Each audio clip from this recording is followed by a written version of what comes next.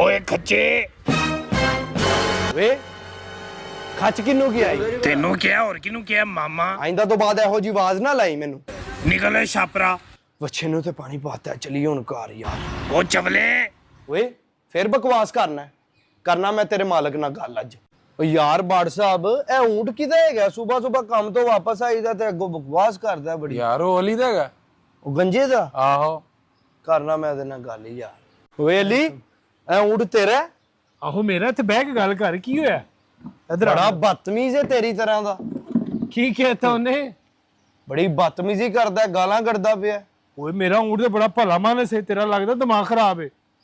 ਉਹ ਭਾਈ ਉਹਨੂੰ ਸਮਝਾ ਲੈ ਹਾਂ ਚੱਲ ਇੰਜ ਕਰ ਮੇਰੇ ਨਾਲ ਚੱਲ ਚੱਲ ਉਹਨੂੰ ਮੈਂ ਸਮਝਾਉਂਦਾ ਪੁੱਛੋ ਦੇਖੋ ਚੱਲ ਪੁੱਛਿਆ ਦੇਖੋ ਚਲੋ ਓਏ ਹਾਂ ਵੀ ਸ਼ੇਰੂ ਓਏ ਖੱਚੇ ਵੇ